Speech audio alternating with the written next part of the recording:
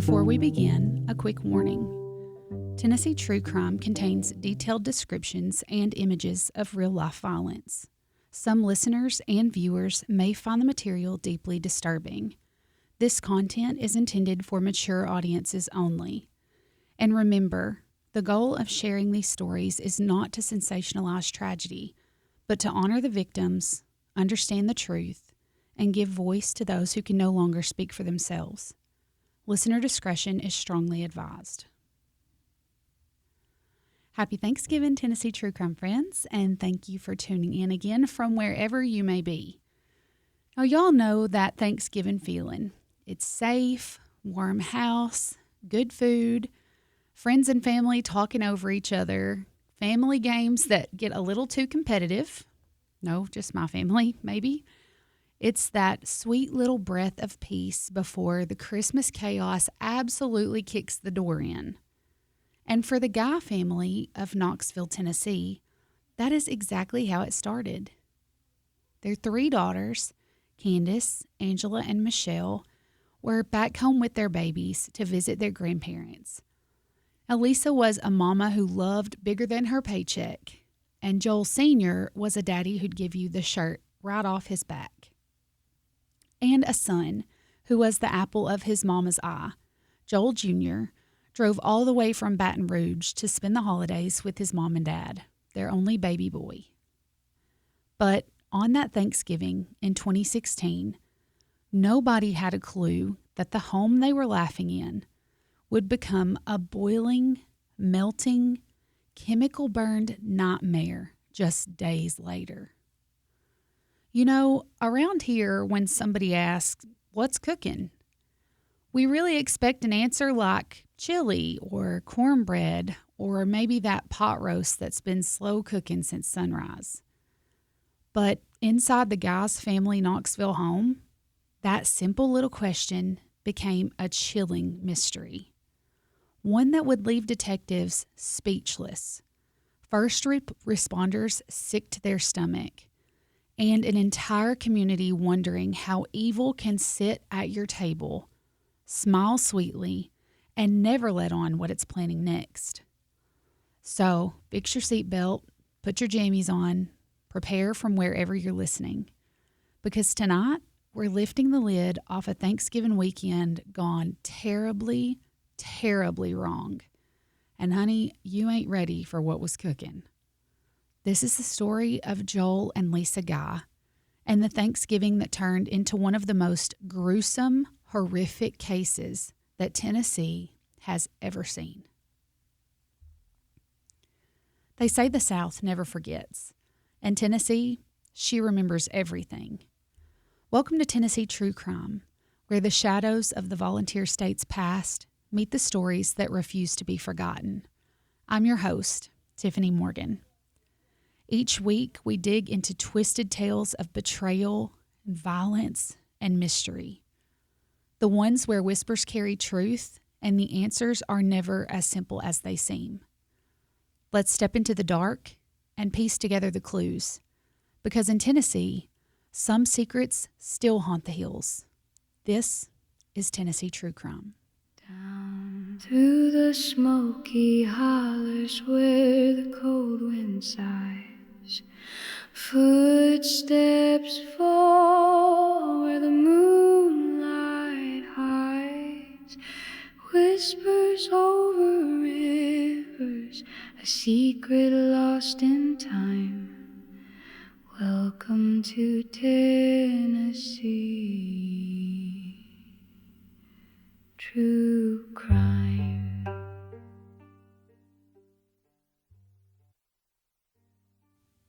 Now, let me set the table for y'all. It's Thanksgiving Day. The Guy home on Golden View Lane was full. Kids running around, the smell of food, aromas of roasted turkey and sweet potatoes and pumpkin pie. There was laughter bouncing off the walls. And for once, their son, 28-year-old Joel Jr., wasn't hiding in his childhood bedroom the entire time. He actually came out, talked a little, and even played with his nieces and nephews. That alone was a Thanksgiving miracle. His sisters said they had never seen him so normal. And the parents, Joel Sr. at 61 and Lisa at 55, were absolutely glowing. They had just sold their Knoxville home. They were days away from retiring. They had already bought a little place in Sargoinsville where Joel Sr. had deep family roots. A new chapter was coming, and they were so excited. Plans were in motion for boating and hiking and days on the water and enjoying the company of their growing family. And for them, life had reached a peaceful, very well-earned, well-deserved chapter. And after nearly a decade of supporting an adult son financially, they decided it was finally time to stop writing checks. The couple had worked decades to provide for their children. Joel Sr.'s career as a pipeline engineer had supported the family, while Lisa devoted herself to raising their son. Now, when it came time for college, Lisa went back to work, paying for tuition, living expenses, and college life for Joel Jr. He was in school at Louisiana State University to become a plastic surgeon. But as it goes, it was time for Joel Jr. to grow up. Now, his mama Lisa had babied him just a little too long. But they were going to let him enjoy Thanksgiving before they broke the news to him. Let's keep Thanksgiving peaceful before we tell a way too spoiled kid that it's time for the real world. I mean, let the man enjoy his pie. They had a wonderful dinner, and afterwards the girls went on their way, but Joel Jr. stayed around because it was a much longer drive for him going all the way back to Baton Rouge. His parents were so glad to have the extra time with their only boy. Lisa cleaned up while Joel Sr. packed away the leftovers, and then they settled in for a nice, quiet evening at home. That Monday after Thanksgiving was going to be so special. Lisa's coworkers were throwing her a retirement luncheon. Now, they all adored her. She was the reliable one, always early, always upbeat, always the mama of the office. But that morning, Lisa wasn't there on time. Now, her employer calls her. She hasn't shown up for work. She hasn't called in. Nothing. And that's super unusual for Lisa. And folks, it didn't take long for her employer to take it very seriously. So she called the Knoxville Police Department and called in a welfare check. Now, Knoxville officers go to the house. On the first visit, there was no answer at the door, no calls for help, nothing, just quiet. So they left. Nothing looked amiss. Then Lisa's employer calls a second time. Still no answer, no response, nothing. So she calls the Knoxville Police Department again, and she says, "I really need you to go do a second visit. I know something is not right here." And so they listened, and they did. And here's where it starts to get strange. On that visit, officers peered through the front door's decorative glass, and they could see groceries scattered on the floor. Now, the officers were really expecting something small, like maybe someone inside the house had had a slip and fall, or maybe they had even gone out of town and just forgot to tell people. Now, the home had a for sale sign in the yard, but it did not have a lockbox on the door. And that's okay. Some people that list their homes don't want the lockbox on the door. So they called the realtor to see if she could offer some advice on where they could find the key. Well, the realtor says the lockbox had been on the front door, so she's not really sure what happened there. But she did offer an alternate way that they could get into the house since both Joel Sr. and Lisa's cars were there parked in the driveway. So police were able to use a garage door opener to get inside the garage where the door to the house was found unlocked.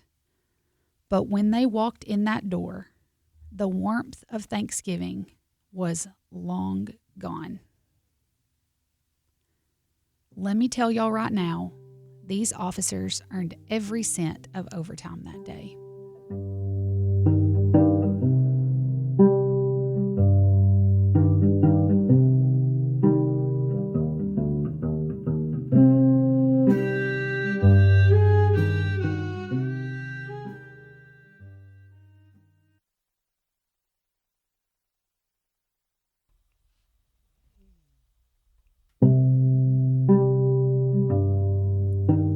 Now, the moment that door cracked open, a wall of heat rolled out of that house.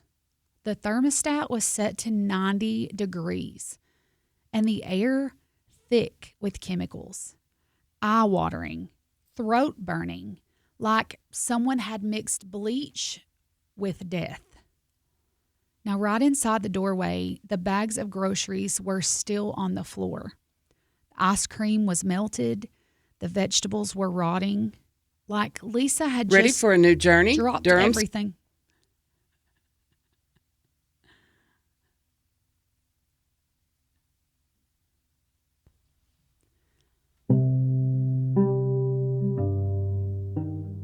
Now, the moment that door cracked open, a wall of heat rolled out of that house. The thermostat was set to 90 degrees, and the air, well, it was thick with chemicals, eye-watering, throat burning, like someone had mixed bleach with death. Right inside the doorway, the bags of groceries were still on the floor. Ice cream melted, vegetables rotting, like Lisa had just dropped everything the moment she walked in the door from Walmart. That was the first red flag. Now, coming from a woman, I'm not leaving the groceries scattered on the floor. I need them put away, fridge cleaned out, reorganized, and then I'm satisfied. And leaving ice cream to melt? Absolutely out of the question. Then they saw the cleaning supplies. Industrial bleach, trash bags, hydrogen peroxide. It was everywhere. Now, they continued on throughout the house and they make it to the kitchen. On the stove was a pot with the lid on and the burner turned on. Now they're really worried. Had Lisa just left something cooking and left the groceries in the floor? Something they felt was very wrong. As the officers moved through the house, the smell only got worse, like sticky warmth, chemicals, something sweet, but also very rancid. As they moved through the house, the evidence of violence became more and more disturbing. Blood streaked the staircase and banisters. There was blood in the carpet fibers. Upstairs, there were knives and cut clothing, and it was scattered across the floors. Containers of corrosive chemicals had been carefully placed, and a dog was trapped in the laundry room, having been left without care for days, but still barking. On the walls, there were smears and droplets, signs of a fight. When they made it up the stairs, they entered into an extra room that Joel Sr. had made into his own little home gym. Now, inside, they found his equipment overturned, broken blinds, and blood everywhere. And then one officer said 4 words that no one forgets. We've got hands. But get this, guys. They weren't attached to anyone. There on the floor were a pair of severed hands. The officers backed out immediately and called homicide. And when forensic techs arrived, what they found in the master bathroom is something seasoned investigators still struggle to describe. The scene looked like it was straight out of an episode of Dexter. Plastic tarping lined the floors. A shower head had been replaced with a garden hose. I mean, this was intense. And there were 2 large blue plastic tubs filled with a corrosive chemical sludge. Inside them, dissolving torsos and other severed body parts. pieces of bone, slipping and peeling skin, liquefied tissue. At first, the identity of the victims isn't confirmed. The officers are working carefully, making sure they are recording, documenting, and collecting evidence. And there was tons of evidence. Then they realize this must be Lisa and Joel Sr. At least they thought it was Lisa, because where was Lisa's head? It wasn't in the tub. Well, that pot on the stove, y'all, that's what was cooking. And when they opened the lid, the scene was so nightmarish that hardened investigators gagged. Lisa's head had been on the stove, simmering the whole time. But the real answers, the who, the how, the why, hadn't been found yet. Those answers were sitting quietly upstairs in a bedroom, written in a nice little notebook.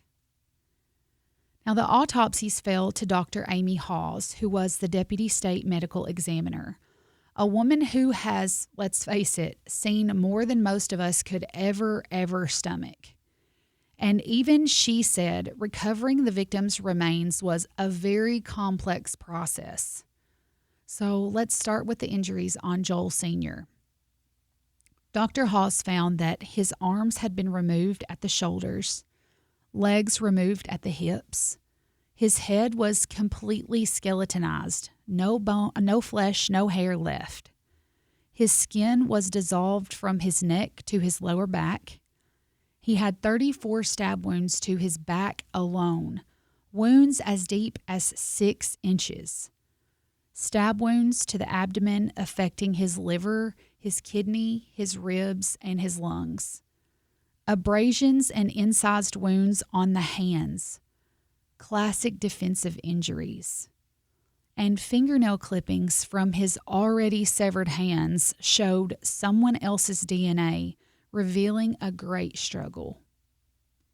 And Dr. Hawes testified that his injuries were consistent with someone fighting for his life. And he had been. That gym, it showed a violent struggle with his equipment knocked over and the blood everywhere and the blinds ripped down. And Joel Sr. was a very physically fit man. He had fought back to the best of his ability. But the worst wound to Joel Sr. was a piece of knife blade that was embedded deep in his shoulder. The force it took to break that blade off was immense. Now Lisa. Her injuries were every bit as brutal, if not worse. Dr. Hawes found that her arms had also been removed at the shoulders. Her legs had been removed at the knees. Her head had been entirely severed.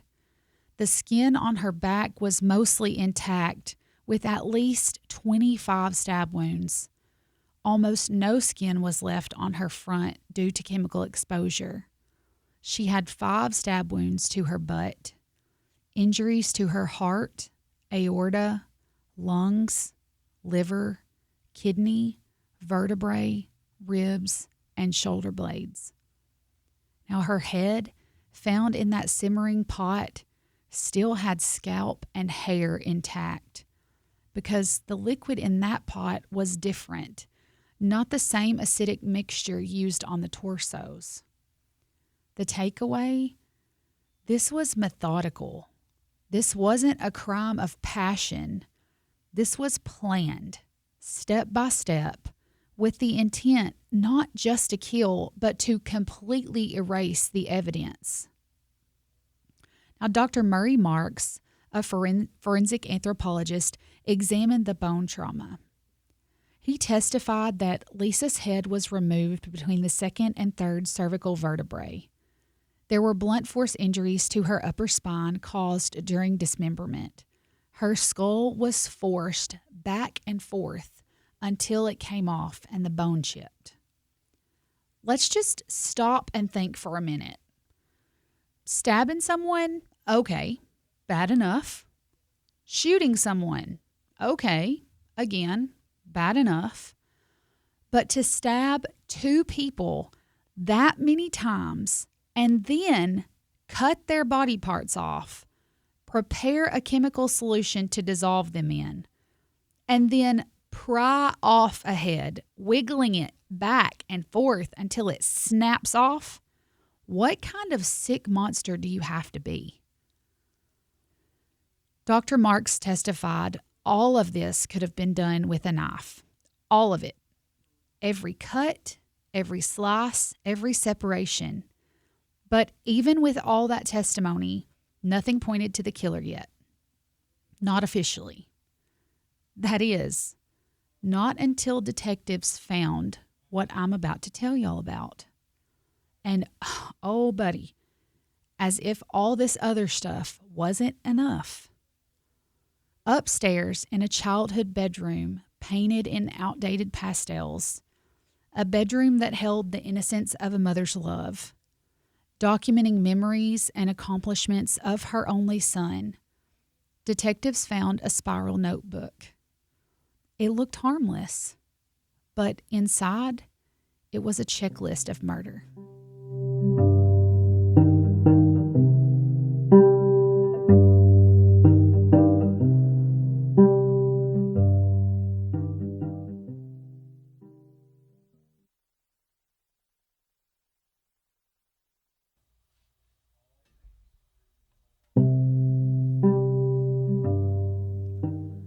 So back to this notebook. When detectives opened this notebook, there were entries, lots of them. And here's what they included. Get killing knives. Get sledgehammer, crush bones. Bring blender and food grinder, grind the meat. Flush chunks down the toilet, not the garbage disposal. Money, all mine. Set house on fire after. Turn up thermostat to speed reaction. Cut off his arm and plant his flesh under her fingernails. Place her hand with his DNA so that his DNA is not washed away by the shower. Pages and pages and pages. It had a list of things that were paid off and things that were not. This had been put together over quite some time. A step-by-step plan to kill Joel and Lisa Guy and make their bodies disappear. This is what was later referred to as the Book of Premeditation. And y'all, detectives didn't need DNA to tell them whose notebook it was. This notebook isn't just evidence. It's a confession basically waiting to happen. The person who wrote this had planned every detail of the murders from start to finish. Only now do detectives connect the dots. The one person who had knowledge of the house, the layout, access, and the financial motive. It was their baby boy, Joel Michael Guy Jr. Now that law enforcement knew who they were dealing with, the timeline unfolded fast. Now, it looks like Joel Jr. had been planning this for weeks, maybe even months. Surveillance video caught him buying knives, a sledgehammer, plastic bins, bleach, muriatic acid, hydrogen peroxide, a food grinder, trash bags, ammonia, you name it. If you need it to commit a crime, he was buying it. And he was smart enough, he thought, so he was paying cash. He used self-checkout, and he made multiple trips to multiple different stores to avoid suspicion. Now, on November 26, 2016, he came back to his parents' home after Thanksgiving. All smiles gone. Investigators believe that he attacked his father first in his home gym. Then he waited for his mother to return from grocery shopping. She walked in, called for Joel, and got no answer, so she went upstairs to check on her husband. saw the scene, and probably didn't even get to scream. She was likely attacked immediately. Now, Joel Jr., well, he halfway followed through with his plan. He did set the thermostat to 90 degrees, and he had planned to burn the house down. He even scheduled his mother's phone to call him later so that he would have an alibi. But he made one mistake. Lisa didn't show up for work, and the people who loved her, they were not about to let that go. By the time police found the notebook, Joel Jr. was already back in Baton Rouge at the apartment that his mama paid for, because after he killed them, he went ahead and paid $10,000 in advance on his apartment. Detectives tracked him down there and watched him for 2 days. When they moved in to arrest him, he tried to run. He didn't get far. And when you see a picture of this Joker, I can't even imagine him running. He looks like the Penguin from the Batman movies to me. When they arrested him and carried out the search warrant on his car, guess what they found in his trunk? A brand new industrial meat grinder. And as if that wasn't damning enough, the scissors found on the stairs and the blade found in Joel Sr. contained both Joel Sr. and Joel Jr.'s DNA. And the handle of that knife contained Lisa's blood. The knife on the stairs had Joel Sr.'s blood on the blade and Lisa's on the handle. The gloves and the medical tape from the upstairs hall bathroom contained Joel Jr.'s DNA and Lisa's blood. Fingernail clippings from Joel Sr. had both Joel Sr. and Joel Jr.'s DNA. Additional knives, a child safety gate, and blood in the bedroom had DNA from Joel Sr. and Joel Jr. And that notebook in Joel Jr.'s room, well, like I said, detectives didn't need the DNA, but it had it, and it belonged to Joel Jr. There was so much more, mountains upon mountains of evidence, leaving absolutely no question as to who did this. Now, after Joel Jr. was transported to the police department, a crime scene technician photographed him in front of Detective Henning. Lieutenant Henning noticed bruising and an abrasion or a burn-type injury on the defendant's upper right arm, scratches on the back of his right elbow, scratches and bruising on his upper legs, bruising and red marks to his back, injuries to his right and left thumbs, a slice to the inside of his left thumb and on his right hand, and scratches to both of his hands, a wrist, and both palms. Now, I don't know about y'all, but when I heard that he had injuries, I thought, good, wish there were more. And why didn't Joel Jr. finish all of his plans? You know, grinding up his parents and flushing them down the toilet? Well, he said that he left the house on Sunday after Thanksgiving to return to Baton Rouge because, quote, I had some rather severe cuts on my hands and I was worried about losing my left thumb, and so I needed medical treatment, or so I thought.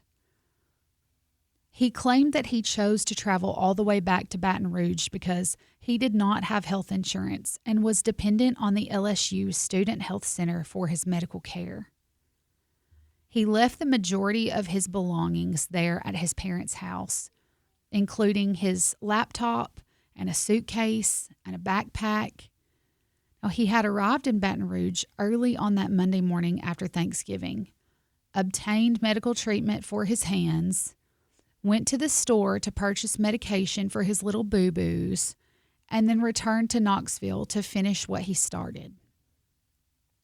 But his plan was thwarted because when he arrived at his parents' residence, he saw yellow crime scene tape in the yard and a police vehicle parked in the driveway. And he noticed that his parents' vehicles were no longer in the driveway. So he immediately turned around and returned to Baton Rouge. Now, Joel said that he generally parked in a specific parking spot next to his building. But on the Tuesday after Thanksgiving, he left his apartment to check his mail, because that's what you should really be worried about at that point. And when he did, he was arrested on the sidewalk just in front of his car. Now, at trial, Joel Jr. said nothing. He did not testify. They did argue various procedural points about evidence and searches. Poor guy said he thought that his stuff inside the crime scene shouldn't have been seized or searched in his bedroom because he should have a reasonable expectation of privacy. I mean, if you didn't already know that this guy is plumb dumb, that right there should tell you. But ultimately, the jury sees the cold, methodical reality of his actions. His attorneys offered no defense. They even asked the court to give him the death penalty, something the judge denied. Kind of like, okay, that's what you want? Nah, not going to give it to you.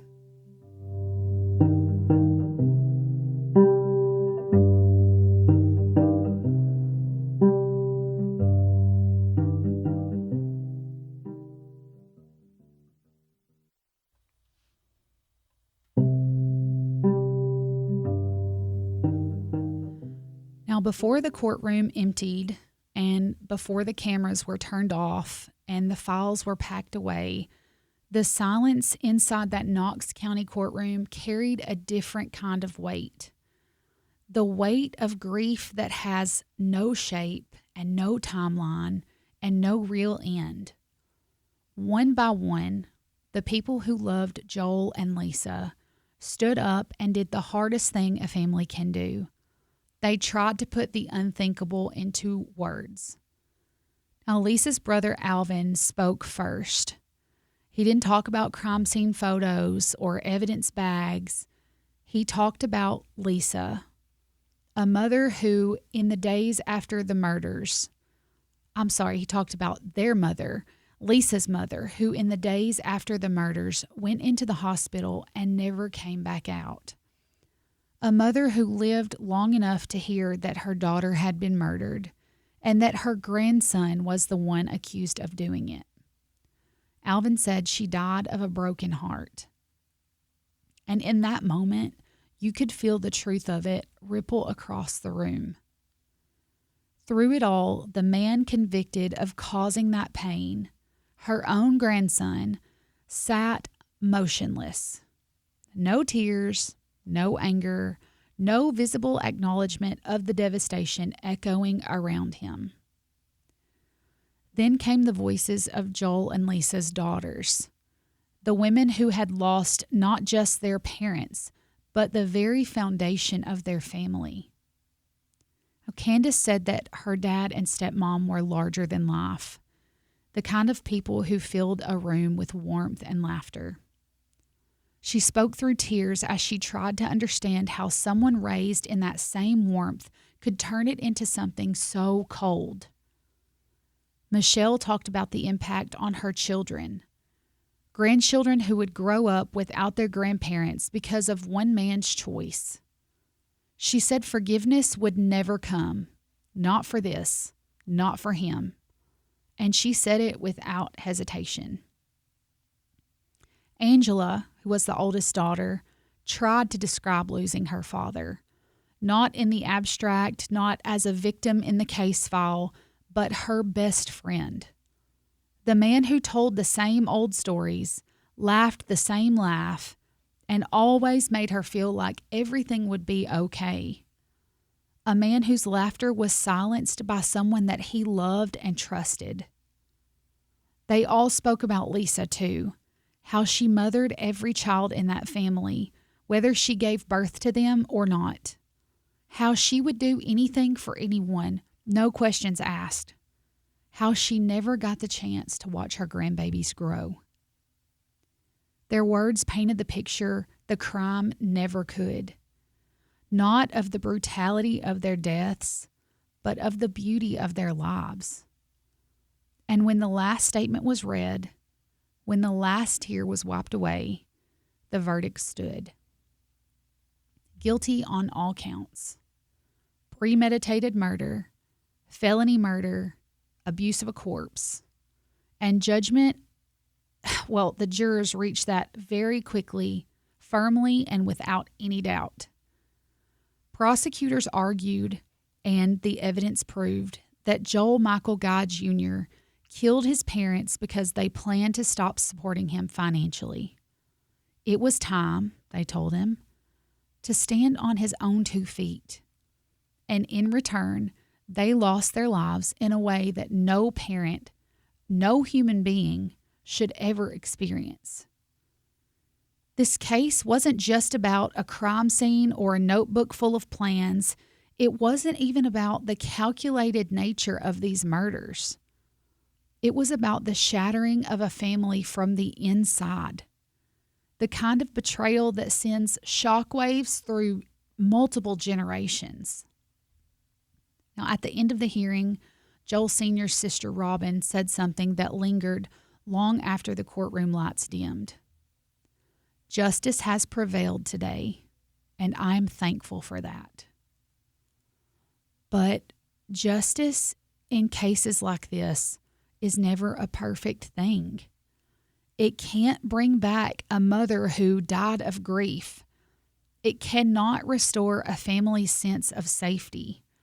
It cannot replace the laughter, the holiday dinners, or the love that filled that Knoxville home. What it can do, what it did, is carve out a line between the darkness of what happened inside that house and the light of who Joel and Lisa were in this life. Now, I know this story is heavy, the most heavy one I've told for sure.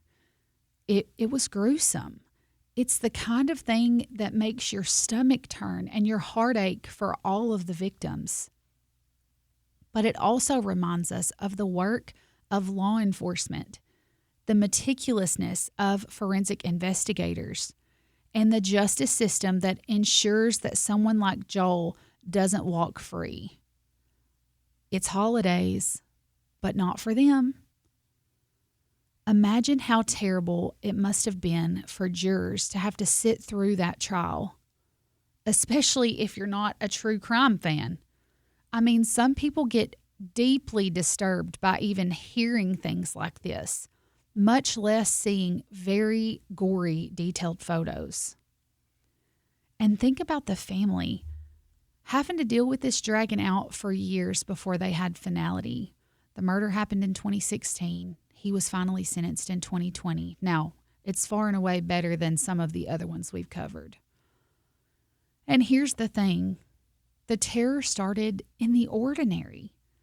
A Thanksgiving dinner, kids visiting their parents. Ordinary moments can hide extraordinary evil, y'all.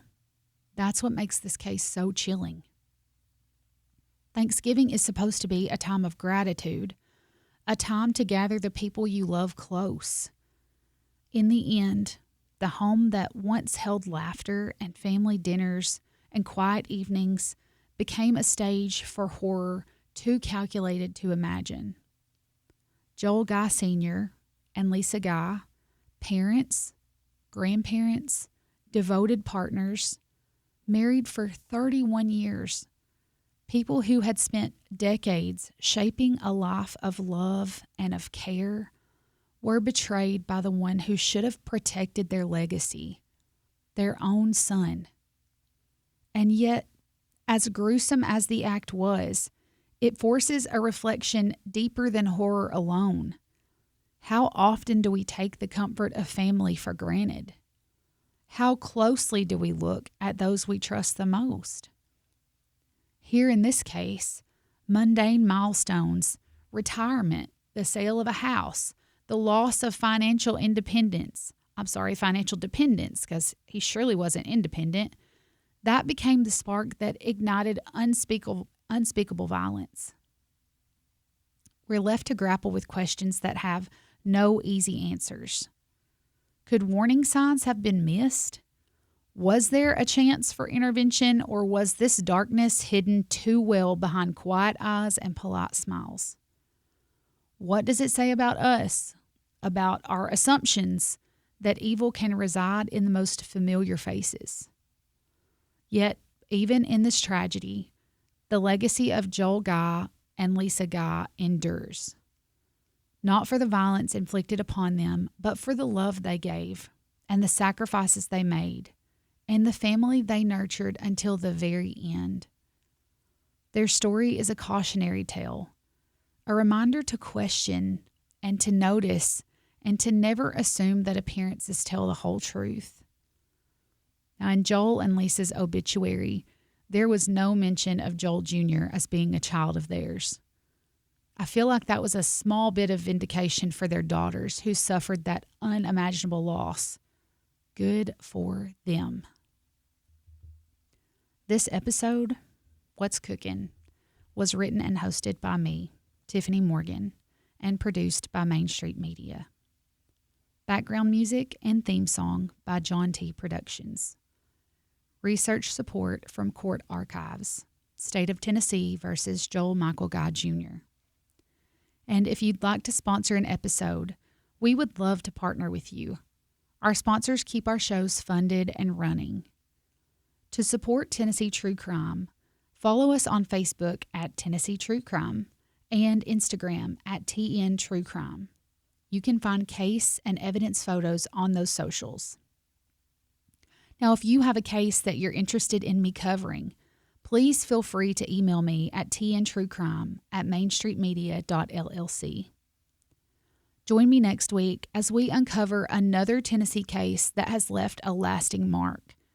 Because here in Tennessee, we never stop telling the stories that matter.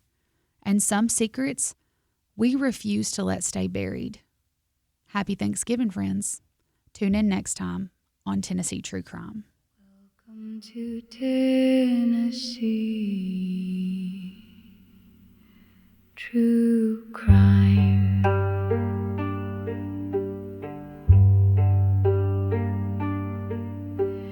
Dark tales in the mountains where the mist won't lie. Echoes of the fallen under starless skies. Hear the hush of memory, the voice of the unsaid. This is Tennessee True Crime, where the shadows tread.